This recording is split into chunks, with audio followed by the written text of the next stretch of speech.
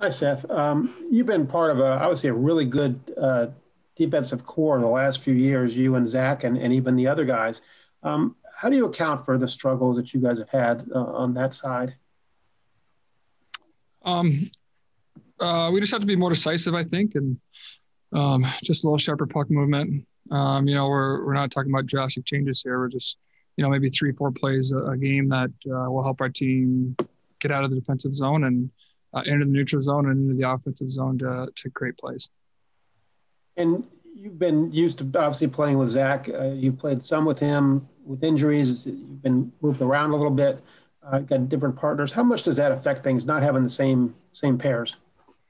Certain guys have different tendencies that you have to learn over a course of a couple of games. And, Zach's going to be in different spots in the ice than Gabby, or, I played with DZ for a bit this year. And so every guy's different, but I think everyone's smart enough and mature enough to play with everyone and have that versatility that we need on the back end. All right. Thank you. Okay, next we'll go to Aaron Portzline. Go ahead, Aaron. Thanks, Glenn. Hey, Seth. When you watch tape of you guys playing, and you've been here long enough, you know what this team looks like when it's going well. When you watch tape, do you find yourself saying, who are these guys? What's going on out there? Does it look different to you?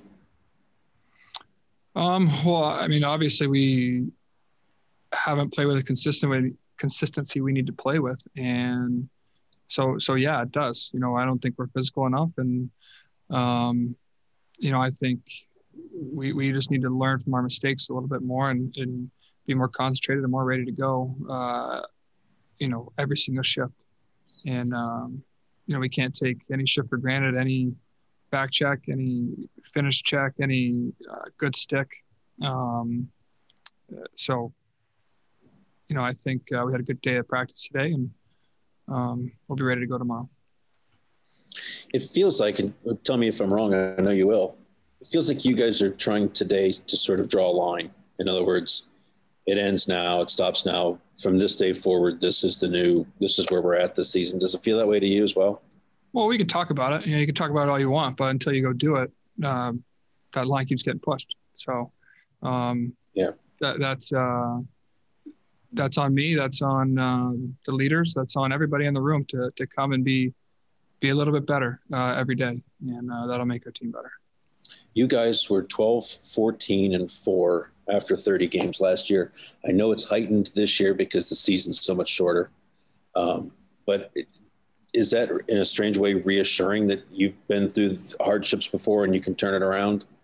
Yeah, it's there. Yeah, it's there. It's always there. It just comes and goes, and right now it's not here. And we have to find a way to get it back. It starts with work ethic.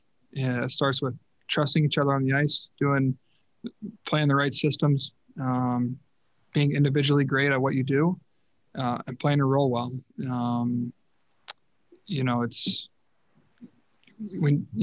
they say when you win, never get too high. And, we haven't been on that side, but when you lose, you also can't get too low. You have to keep a steady balance of how to get better every day. And that's kind of the position we're in right now. You've seemed noticeably more physical to me, like the last 4 or 5 games, you personally. Is that you trying to lead? You mentioned it earlier, I think, in your comments, needing to be more physical. Is that you trying to lead the way with that? A little bit. I think for my game, I think early on the offense wasn't there. The sharp plays weren't there for me, especially coming out of the D zone. And that's just me kind of in my own head, taking it back to step one and playing solid defensively, closing out on guys. Every time, have a good stick, pin my guy. It makes it easier for everyone else on the ice. And it also allows me to then jump into play.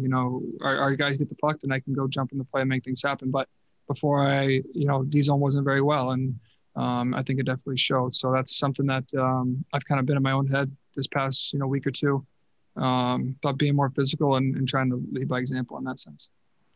Thank you. Okay. Next we'll go to Mark Scheig. Go ahead, Mark. Thank you, Glenn. Seth, I'm just wondering about momentum in games. I know Saturday night, Nashville had the puck a lot and most of the night. What do you feel like your team has to do a better job in order to get momentum, and especially with a lot of younger guys trying to learn that aspect of the game? Well, I don't think Nashville had the puck because of momentum. I think they just skated more than us through the neutral zone. We just couldn't establish a forecheck. They had, more ozone time than us. Because we weren't being assertive in our checking, and that's what happens. I'm sure they look like the Globetrotters out there, but we have to be connected in fives, especially through the neutral zone. Seems like they're getting, teams are getting a lot of easy plays on us, a lot of easy entries. So we have to do, like I said, a better job with sticks and moving our feet and just creating body contact.